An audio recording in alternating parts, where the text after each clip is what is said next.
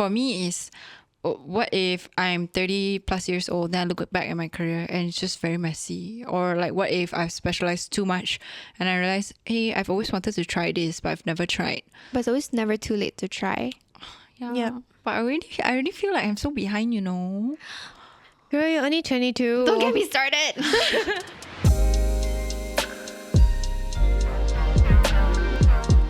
We're just figuring it out. Hello and welcome back to Figuring It Out. My name is Melody. I'm Ai Lyn. And I'm Nicole. Okay, so today we have a new guest, and Nicole is actually our colleague from Mr. Money, and Ai Lyn as well. So today I've invited them because I would say they are quite experts within this topic, which is, should you specialize or should you generalize? And from my understanding, Nicole is a person that has always specialized in her career until recently. And Ai Lyn is someone that has always generalized in her career until recently.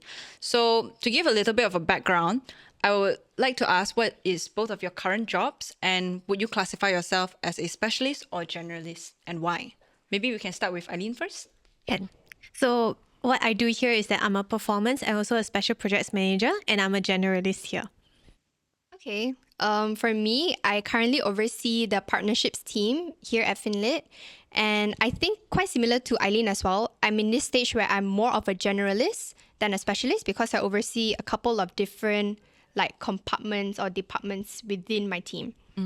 Okay, so I'm pretty sure maybe some of us don't really actually know what a specialist or generalist is in career context. So maybe you could share a little bit of what a generalist is, and you could share a little bit of what a specialist is. So basically what a generalist is, right? You can think of it as jack of all trades, master of none. So you do everything and anything, that kind of stuff. So you don't really like deep dive into each and every area lah. So it really depends as to like how much in depth you go in the area. So let's just say like marketing itself, right? There's many areas of marketing like content marketing, performance marketing and all. So then you do everything and anything. So then you get to, in a way, combine all these things together, and you have like a really broad view of everything. Yeah, so that's what a generalist would do. So you kind of do a little bit of everything, but mostly you touch point on everything. Correct. Yeah, I yeah. see. She's everywhere. Yeah. Yes, I'm How do everywhere. you split yourself? It's crazy. So I'm everywhere in most of the teams, and then I'll just touch here, touch there. Yeah, then I'll just disappear after a while because like maybe I'm not needed in that area for a while. Then I'll just move on to another thing. Yeah. And that sounds very good. I would say most bosses would probably love to have you. Thanks. Okay, what about a specialist? I would say it's a bit different. So it's for me, a specialist is someone who goes very deep in something. So when you think of a specialist, you think of an expert.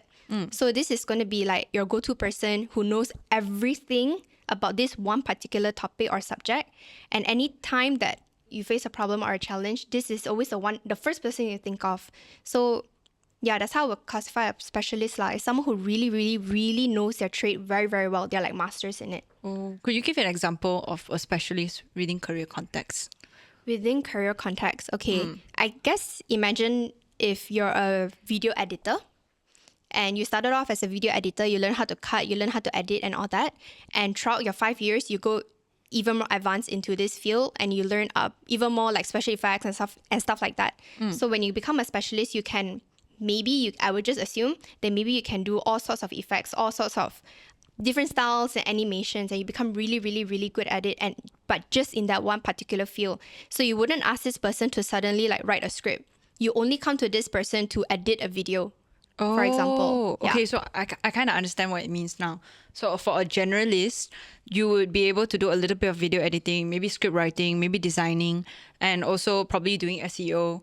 But then for a specialist, I decided to specialize in video editing. So I only solely focus on video editing. Right, you don't do anything else. Oh. You're like super, super, super good in video editing and video editing only.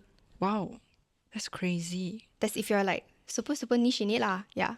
I see. Okay. So like, have you always planned to be a specialist then generalized, or did it just come upon you? Actually, no. Only very recently I heard of this term generalist and specialist. So all this time, I think it just came naturally. I think it really depends on the environment of the company that you're in. And that's how you kind of get segmentize into like being a generalist or a specialist. So when I started out, I was in a very large company, fairly large. So naturally, because of that, I was in a specialist kind of role where I just did content strategy and nothing else. I So see. yeah, I think it really depends on where you start off and the type of company that you're in. Okay, but from what I know, you also started out in a large company, but Yep. you ended up generalizing. How does that work? Because usually for large companies, they hire specific people for specific roles. Yep. But you were able to touch point on multiple different aspects of marketing. So how did that work for you? So basically, because I was in the MNC, right? But within the MNC, there's different like business units itself. And the business unit that I was in, it was still relatively quite small. So the marketing department was like maybe just one or two of us. And when that happened, right, I get to do anything and everything while still like having the MNC perks. So like basically I'm working in a startup within a big company.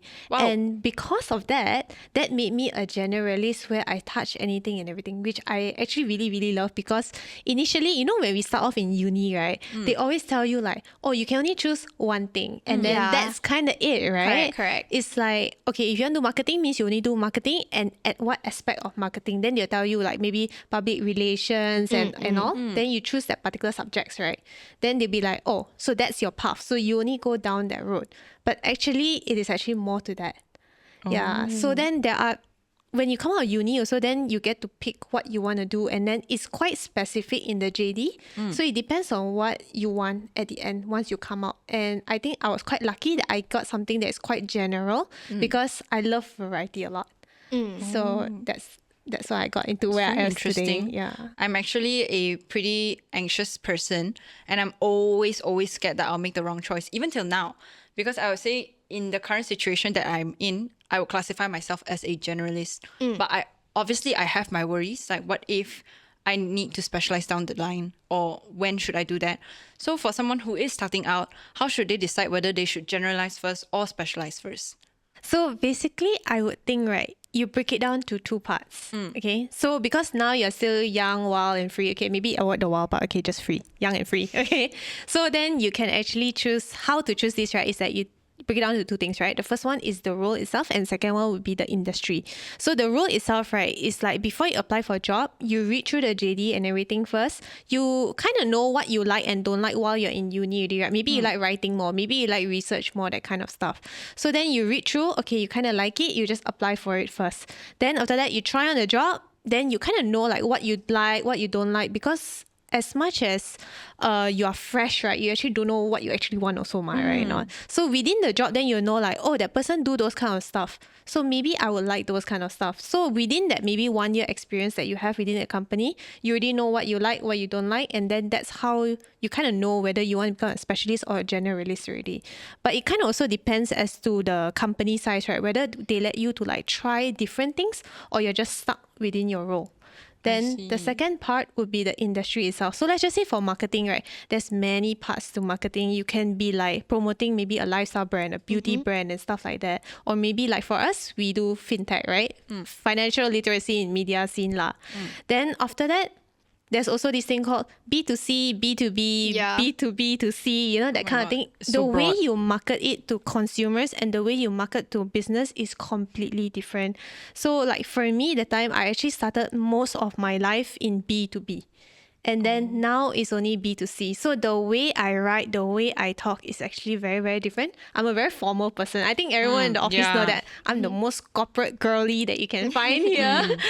So I'm trying to be a little bit more like informal. The way I talk also, not to say like so concise to a point where it sounds like a PR article, right? So that's what I'm trying to do. So that's why the skill sets itself is quite transferable, but it depends on which one you want to like enhance further. Yeah. So from what I gathered, try out a bunch of things first, then decide what suits you.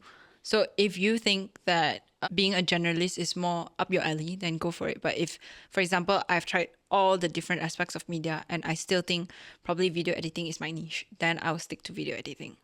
Then that's how I become a specialist. Yep, correct. Oh, what about you? Actually, I have a little bit of a different take to it. Oh. So I'm a firm believer that I think when you first start off as a fresh grad especially, I think that it's good to specialize. Why? Because I think through specializing, it helps you build your reputation. It helps you climb and it gives you a lot more clarity and confidence lah. So I think the good thing about being a specialist at the start is that you only focus on one thing and you just need to be damn good at that one thing. Your goal is very clear and the way to progress is also very clear. Because sometimes when you're a generalist, you may be juggling with too many things. And maybe when you're a fresh grad, when everything is new, it can be very overwhelming. Oh my god, yeah. So- I really Yeah, exactly. So when I first started, I was quite thankful that I was a specialist because I just really needed to focus on just doing that one thing really, really well. And that really helped me climb as well. Because then I can slowly start to be known for the go-to person. And that's how you build your reputation in the market as well. And I think that's what helps you stand out when you're also looking for other jobs. I Is that when you're see. known when you're known in that one particular field, it's easier to branch out also lah. But there also comes with like consequences, because I think when you're too specialized, then maybe the job market is also too small for you, and that's when you need to have other skill sets to support as well.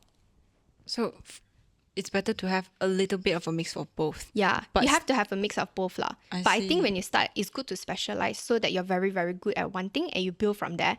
So you build like that, you like that. Upside down T. Yes. Okay. Well then, I need to rethink my career choices. But if you kind of like don't know what you want to do, right? It's just become a generalist. That's the problem. Yeah. Okay, let me tell you guys my problem right now. Okay. I would say for a lot of people within this office, majority of us are generalists because Yeah. of the scale. Correct. We don't really have the opportunity to focus on exactly one thing because of the lack of manpower. So there are times where I really doubt myself. It's like, I know a little bit of everything, but every time I have a one-on-one with our boss, he's like, okay, so what have you done well this week? Or what do you think you've done well so far? I cannot pinpoint because I do so many little things. I really don't know what I'm good at. So even when I do want to really focus and hone in on my career, I don't know where to focus because I'm doing so many little things at once. Like, for example, today I'll be writing a script. Tomorrow I'll be doing carousel or reels. And then the day after I'll be writing another script for probably a podcast or like a YouTube video. Then I'll be editing. Then I'll be hosting. And then sometimes I'll be leading a team, but a smaller team. And then the other days I'll probably do like more copywriting or I'll do like brainstorming. Like there's so many Yeah. things. I get that. That's the problem because I feel like at this stage when you started working, like what you said, you should be able to decide like what things are you better at, what things are you not. But because I've been doing so many little things at once, I feel like I know how to do things, but I'm just not good at it. I just know how to do. I mean, I can relate lah, because only when I started this job, only then I became a generalist. I was a specialist all this time, and then because it's a startup and like you said, the manpower is lacking, you're forced to spread out and be ready to adapt and be agile to try out different things. But I still think that no matter how you generalize, it shouldn't go more than 3 different complementing areas. That's how I see it. So if I were in your shoes, what I would do is ask him, what are the 3 main things that I should focus on? And I wouldn't go more than that lah. So that's how I run the team as well. Okay, let me try this. I'll get back to you. This is actually a very, very good Yeah, because I have too many things. advice. Yeah, I don't know what correct. to focus on. Oh, Yeah. Then what about you? I'm pretty sure being a generalist for majority of your career, there were struggles with it. But like, how did you manage to cope with probably the anxiety of not knowing which job can you look out for, or like what should you be focusing on within your career? So I think like for me, I think my experience here is slightly different. So because you guys know I'm part of the special projects team, right? So that is like anything and everything from like thinking about the branding to the marketing and everything. So like my approach is very different than Nicole because I'm a workaholic. I think everyone here all knows. Yeah. And I hate to get bored. And one thing is that like Peter, right, he knows that I cannot get bored. So with that in mind, right, he knows I like to touch a lot of different things and have quite a lot of experiences here and there because of my, I would say, the skills that I've obtained throughout the years already lah. So I kind of can do like this and that, and then that helped me, right, to actually create new things together with him. And then at the same time, I was like, I still need to make sure, right, that I specialize in what I love most, which is performance marketing. So that is why I have two roles here, because that's something that I really, really enjoy. So that's why I was like, okay, no matter how much things I'm doing on the broader scale, I still want to specialize in something. So you Yeah. are a T. I'm a T. Yes, I yes, see. correct. And then just now when you mentioned you are I'm the upside upside down down T. T. Oh. Yeah. I am this. Sooner or later, you become a T as well. Yeah lah, you just started only ma. Yeah, you're still young, girl. Oh, I really feel like I don't know anything, you know. Every time you ask, you're like, okay, so what do you think you've done well this week? Nothing. I've done nothing. And then he will be like, no, I'm pretty sure you have an inkling. I really don't know. I only know I finished my work. So that's my problem. But it's okay. I will try to take your advice and I'll work on that. Okay, let me write down 1, 2, 3 things that I can do. Yes, correct. Okay. Yeah. So from my understanding, what you do is, although you generalize, you still specify one thing within your career because you enjoy doing that the most, and Yep. also you're good at it. Yep. Oh, okay. Let me try and find. I'll try. Okay, but from what I understand, generalists and specialists, it doesn't only depend on whether you want to be a generalist or specialist. It also depends on your environment. Correct. So, for example, like what I mentioned just now, startups, we are forced to be a generalist because of the environment we're in. Correct. What about for MNCs or whether starting your own businesses, for people who are entrepreneurs, which one would be better suited for which type of career path? I think every company actually needs both. Oh. So if you're an MNC, I think when you're an individual contributor, then you tend to be a specialist in your field. But as you progress up the ladder, when you're a manager, then that's when you start to be a bit more of a generalist, because you need to see things on a bigger scale and you need to see how you can connect things together. And if you're a startup or if you're starting your own business, right, then you definitely need to be a generalist lah, because it's a one-man show. You need to do everything. But as you scale and grow your company, that's when you start hiring specialists to help you. I see. So I think every company always needs both. I don't think there's a good or bad or right or wrong way of doing things lah. Understand. But from what I've understood so far is generalists typically are people in more leadership positions. But what about specialists? What if we would like to climb the career ladder as well? How far can we go? Because from what I know is generalists typically are leaders. So does that mean a specialist cannot be a leader? I think they still can. Like, I think it's kind of like what Ai Lyn said, right? You can be like that T-shaped thingy. You can be really, really very, very good at one thing. You specialize in that one thing, but you still know enough to see things on a bigger scale. I think that's just all you need lah. I see. But I think, yeah, I don't know. It's just my opinion. I think okay. It's very interesting. Then what about a career progression for a generalist? Because you know so many things, but at the same time, like how can you progress career-wise? For a specialist, it's usually like, for example, accounts. Like you're an account exec, then senior account exec, then junior level, then manager, and then after that, junior director, then business director. From what I know, from what my friends told me. But like for a generalist, because you know a breadth of knowledge, so how can you progress career-wise? Have you heard of like management trainee programs? Oh yes! Oh my god! Yeah, so those programs are designed in a way where you can touch different areas of the business. Let's just say like marketing, finance, accounting, everything and anything lah. Then they will just put you there like a while, and then they'll move you here and there for like I think about 2 years, about 1 year, correct, 2 years, 2 years. depending. But I know a lot of management trainee, like after they stick to one team already, right? They feel like, oh, this is it already. They will just stop there. And then from then onwards, right, because they are a management trainee, they actually get to climb faster. Because why management trainees are Right. chosen, right? Yeah, it's because That makes sense. yeah, because they are actually like leaders. Like HR already chose them. Okay, these are the potential leaders that can actually lead our organization already. So then they actually are fast tracked upwards. Oh Yeah, I have a lot of like younger friends who actually are like senior managers, C-levels and all. Without even starting their own business, they just like tap onto an organization. So I was like, wow, I wish I was that too. Yeah, actually, I never thought of it that way. Because come to think of it, like I think one thing I did realize after being a specialist is after a certain point, you kind of hit like a plateau. And it can be very hard to grow from there. Why? Because maybe you're specializing in an industry or an area that's too niche. There's not that many jobs in the market. And then that's when you die lah. Wait, then Yeah. how did you jump out from that? So I had to be ready to try out something completely new and just be ready to relearn everything again. So I would say that if you start off as a specialist and then you need to be a generalist, the learning curve is definitely very, very steep. Oh, does that mean you have to start from ground up? I guess in a way, because after my first job, I had to restart again and learn up a lot of new skills on the go. Oh. So it was quite hard in that sense lah. Does that mean even for a career position wise, for example, you're already at a junior manager or senior manager level when you decide to leave the corporation, then you realize that there's not many places that you can go due to your specialization. So if I restart, does that mean I have to restart from exact level? I'll be very honest. I don't know how, but I managed to get in at a higher level. Oh. But it also came with a lot of consequences because when I joined, I think everyone knew that I wasn't qualified for the job lah. Oh. So it was quite difficult because, you know, you get a lot of like politics, you get judged, a lot of gossiping, a lot of like bullying behind your back. That's so mean. Yeah, but I guess in a way it just pushes you to work harder and learn Understand. faster. But it's something that you have to be prepared for if you don't start from the ground up.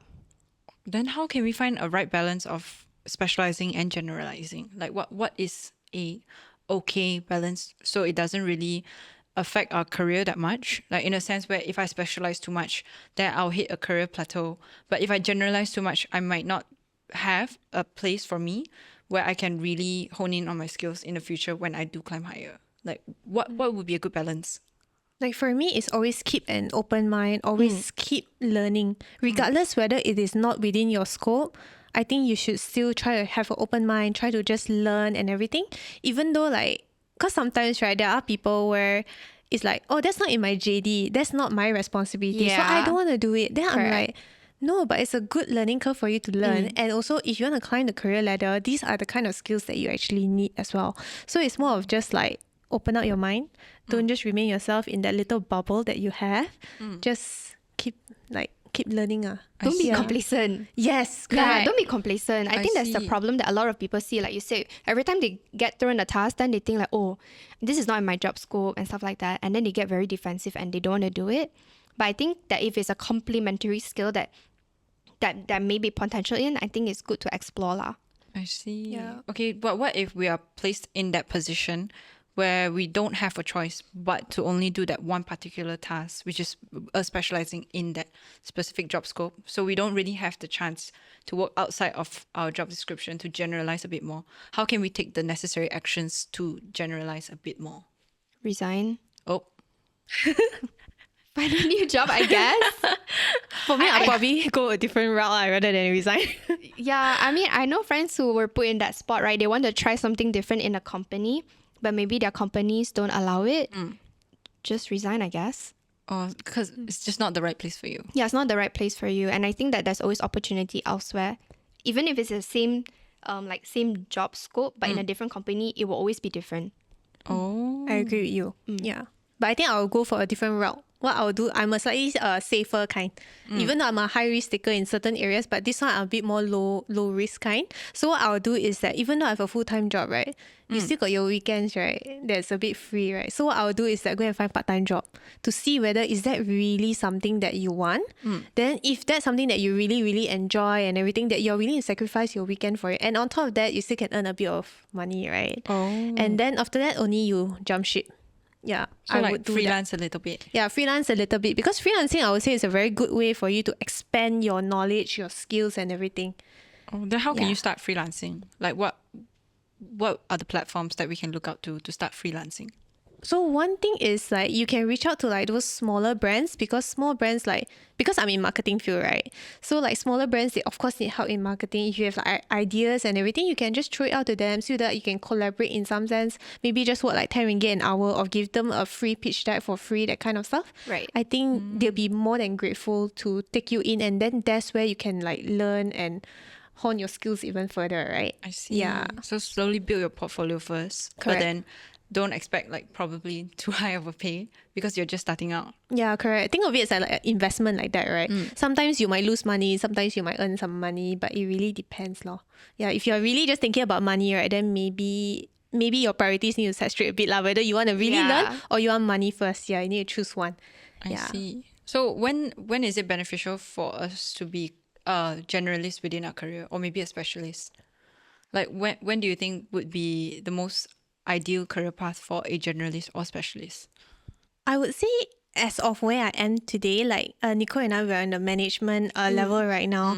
And I would say that's where the generalist in me, I'm so grateful for it. Because we touch anything and everything. And how do we weave in all the different areas that we know together? And I think that's where me and Nicole can work really, really well, because she's so specialized in her area, right? That she makes me see things that I cannot see. I see. Which is amazing. And at the same time, I learn a lot because I've never seen so much. Oh, Yeah. it's so cute, eh? I never noticed that you guys can really, really work hand in hand together, because basically you have a lot of things that she doesn't have. She has a lot of the things that you don't have. She's able to see all the tiny minor details in her specialized area, and you are able to see the broader picture because you have always been more of like a generalist. Yep. Wow. Yeah. Yeah, So that's every very day is impressive. learning for us. Yeah. Exactly. That's why we are I also wanna be desk like mates. that. Yeah. For career progression wise, I'm pretty sure there's a lot of different ways you can progress as a generalist or specialist. But maybe you guys could paint a picture of what it looks like to be a generalist, career progression wise, and a specialist. Or what is the career progression like for a specialist?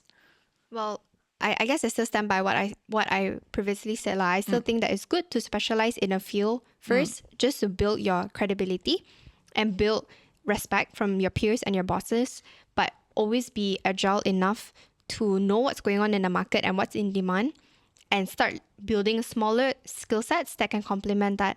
So as you grow up, you're not just limited to one thing. Because I think when you become like a manager or whatever, you definitely need to generalize already. Oh, what happens if you don't?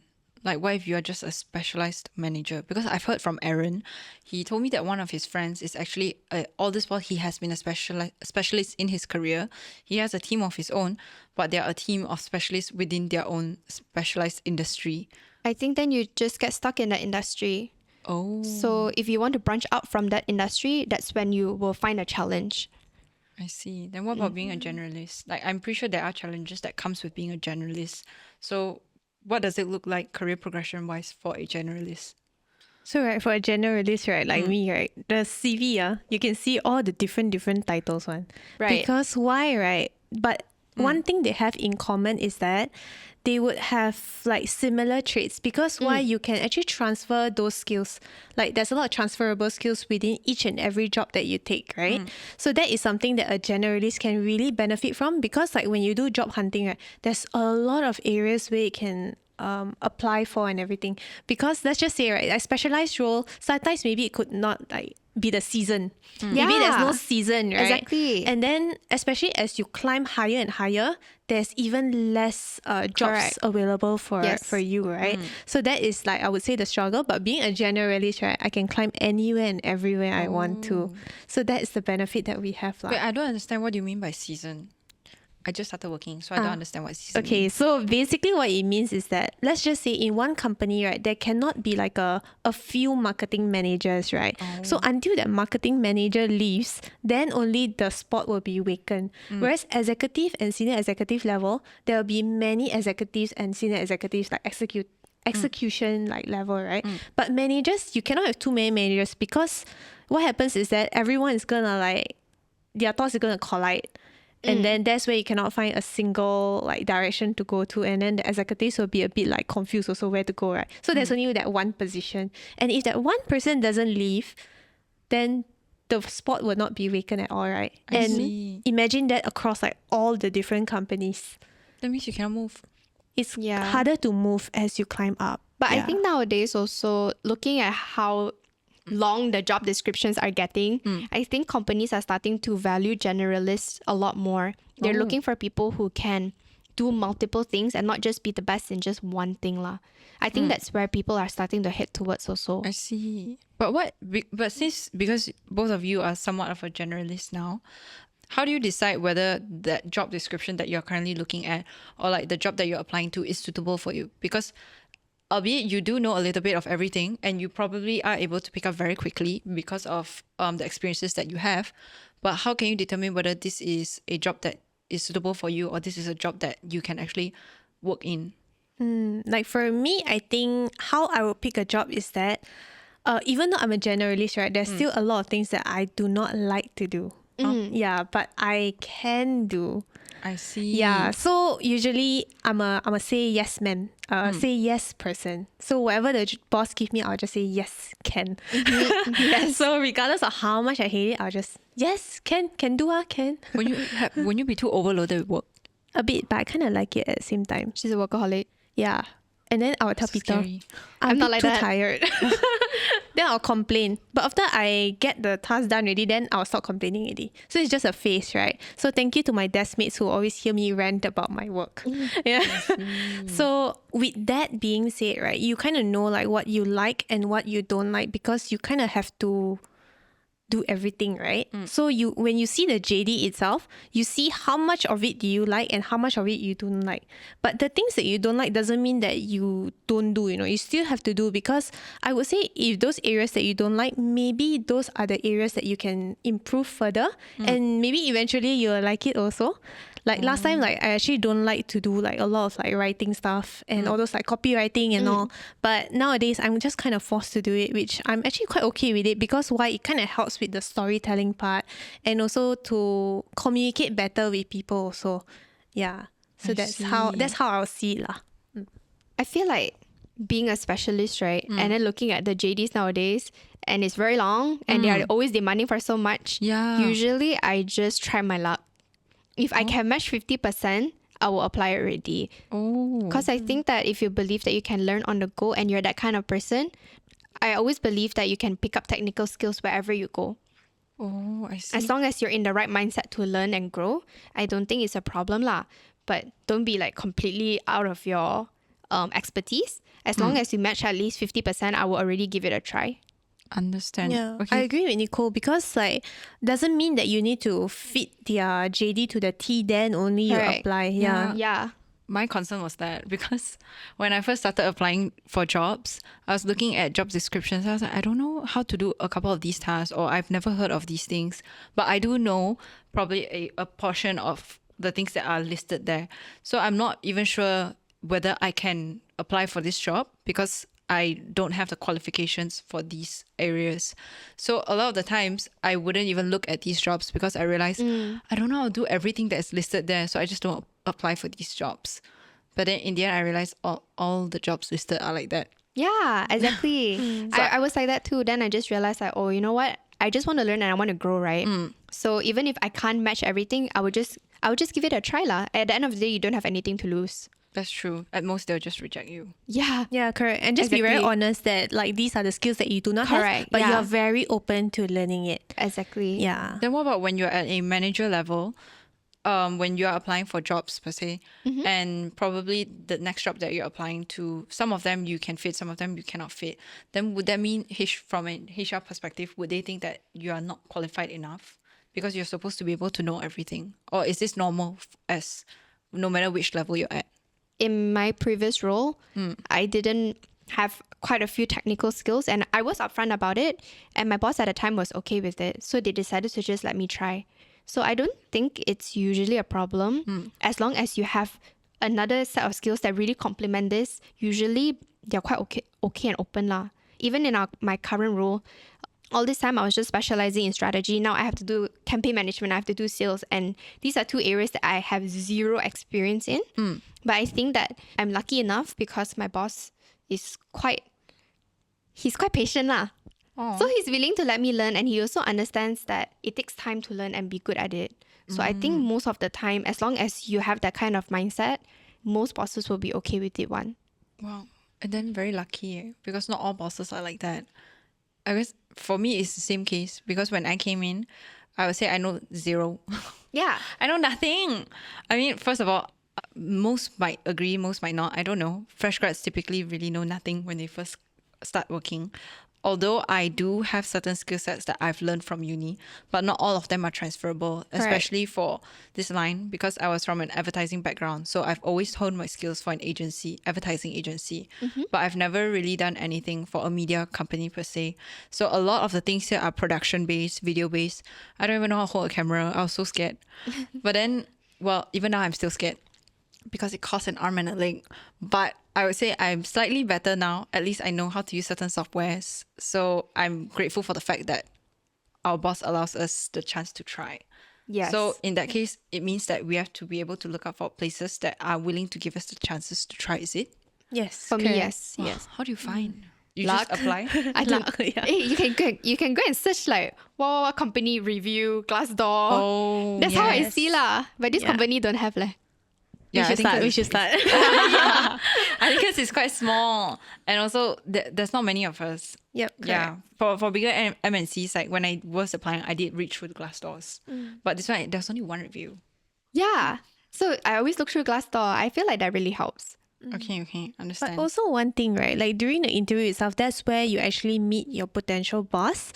And that's where you will get to know whether that boss is the nurturing kind or the demanding kind and all. So the interview is not just about them seeing whether you fit for the job, but also is for you to analyze whether does the boss fit you as well. But how do you know? So to me, right, it's just like that little inkling that I had, the vibe itself. Yeah, whether that person is more towards a nurturing kind, mentoring kind or not. Because like personally, I like bosses who are like more mentoring, nurturing kind because I love to learn a lot of things. And usually those people are people with a lot of experiences already. And you can kind of tell from the way they explain the job to you and all. I feel like you will have that little inkling already. Okay, but what if that person applied for this job position? She applied to be a graphic designer. Okay, then throughout the interview process, everything was fine. Even the job description, like sort of matches what she was looking for. But then when she went in, as she was working, maybe halfway through, the boss was like, "Hey, I'm pushing you to a different department, a completely new, different role," and she wasn't told upfront about it. So she was essentially forced to be a specialist within a different area. So how should we move forward from there? Like, what are the Telltale. signs? Yes. What are the telltale signs of whether this company will eventually do that to you? To me, right, it really depends on the size of the company itself. Usually for like smaller companies, right, like what you mentioned, most of them are becoming like a generalist kind of thing because why resources are low and then you do anything and everything, that kind of stuff, right? So if you end up going to a small company, you might kind of have to like foresee that this actually might happen. Whereas for a big company, it's very, very rare for that to happen. Yeah. Oh. It's very, very rare. Yeah. Why? Because everything is really like structured. Yeah, I would you say. don't really question it. You just go in, you just do that one thing, you do it really, really well. And then if you want to change, usually you request, but you are very rarely asked to move lah. From my Yeah. experience at least. I see. Yeah. Very rare. But for that girl that you were mentioning, for example, right, what she can do is to see whether she wants to really go into the other kind of role. But if she's not open to it, then I would say just leave lor. Yeah, no Yeah, choice, right? just leave Is one. you adapt or die. That's true. Yeah. Startups are usually like that. Yeah. I see. Then what about for your case? Because you said you are usually a specialist within an area or corporate wise. Then, for example, you've been working for, let's say, 6 years. Then you decide, I want to try something new. How can I actively look out for other opportunities that allow me to try something new? That's a great question because that was something that I have been asking myself for the last couple of years, right? How do I move out of this role? How do I move out of this industry?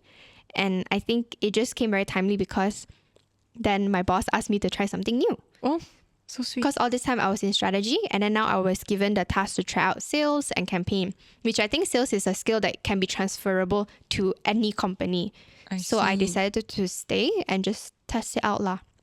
Oh, so Yeah. again, depends on the environment and Correct. the people. Yeah. If not, then freelance, try out something on the side and see if it works for you, like what Ai Lyn mentioned. So stressful. Okay, so for becoming a generalist and specialist, are you able to transition to the other side later on within your career, or do you just end up usually sticking being a generalist or specialist throughout your entire career?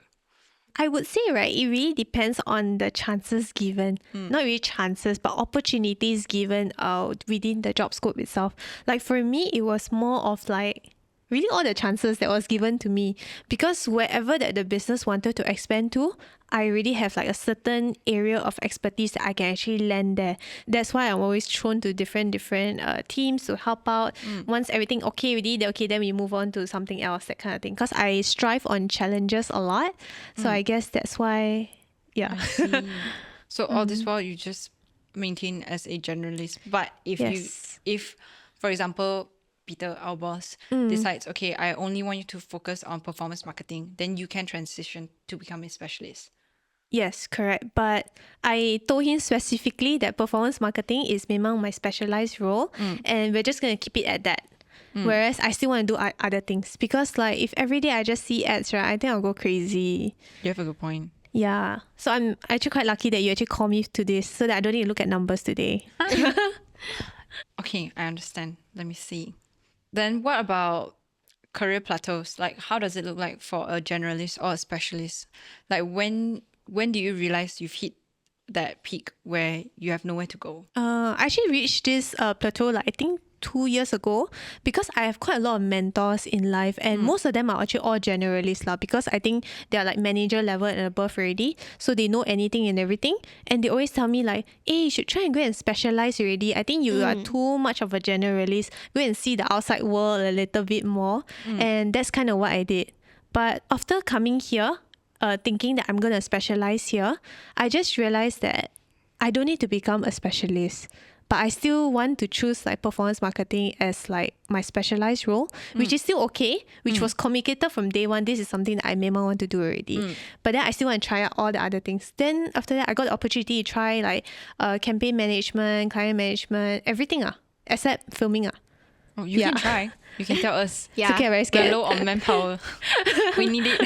But any other things, I think I tried before, and I think I really enjoy most of it. Yeah. So it really depends on luck. Yeah, it really depends on luck. And For where you me, I want was to go, I guess. Because there's no right or wrong way of doing it. Do you want to be an expert, or do you want to go wide and be able to go to different places? I think you need to decide that for yourself. Only you can decide what you want to do. Wow, this is very scary. How can I make the choice? Because for me is, what if I'm 30 plus years old, then I look back at my career and it's just very messy? Or like, what if I've specialized too much and I realize, hey, I've always wanted to try this, but I've never tried. But it's always never too late to try. Yeah. But I already feel like I'm so behind, you know. Girl, you're only 22. Don't get me started. I know, but every time I look at it, I'll just, you know, like, I like to compare, which is not very good. So Yeah. I'll look at my friends like, okay, they're specialized in this area, they're doing this, they're doing that. Okay, I know my friend is typically known for this thing, like they have been doing this for a really long time.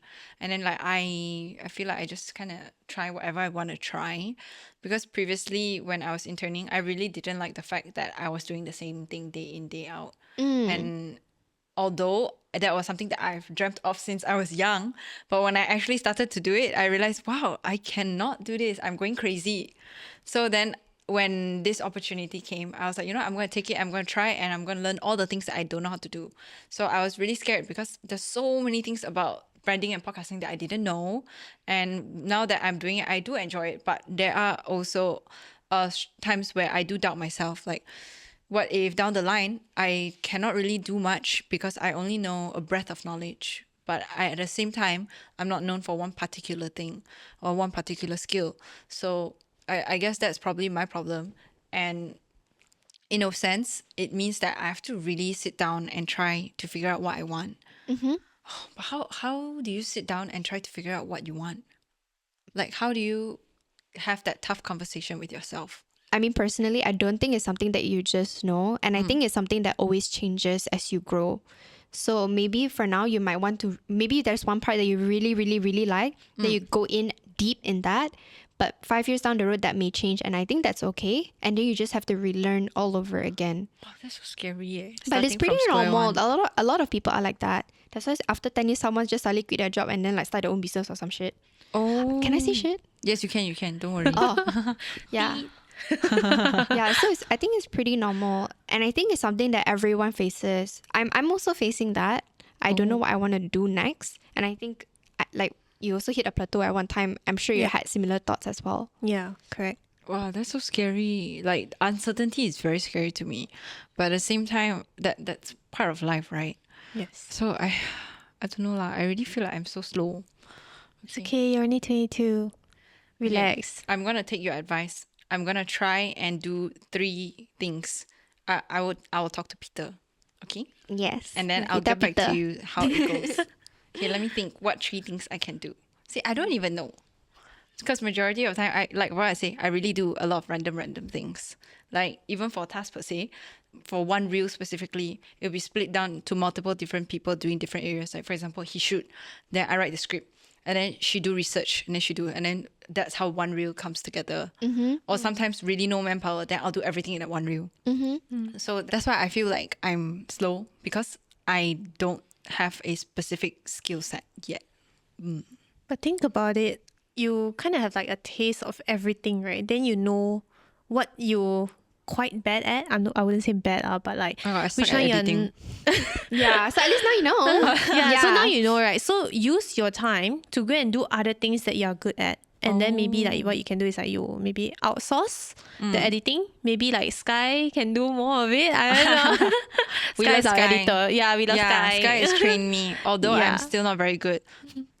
But I try my best. He just closes his eyes sometimes when he see my videos.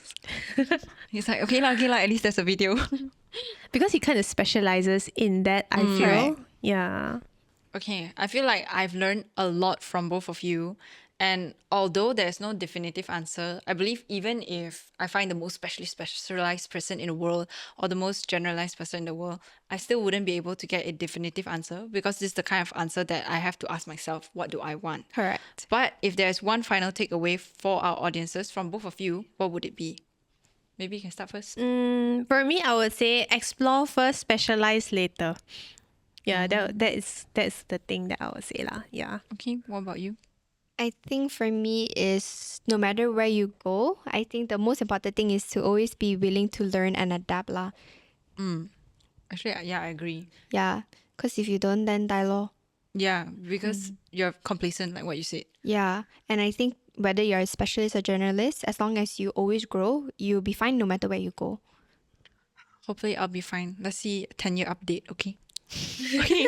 With that said, thank you so much, Ai Lyn and Nicole, for being on Figuring It Out. And we really hope that you've enjoyed this particular episode and probably you did get an answer that you were hoping to find. If not, I really truly do hope that you're able to find it. Don't forget to follow us on our Instagram at figuringit_out.pod. And if you have any questions, whether about this episode or our previous episodes or any questions in life in general, do leave them down in our comments box below, or actually you can head over to our Reddit page and we'll try our best to answer your questions in our further episodes. Thank you so much. Bye.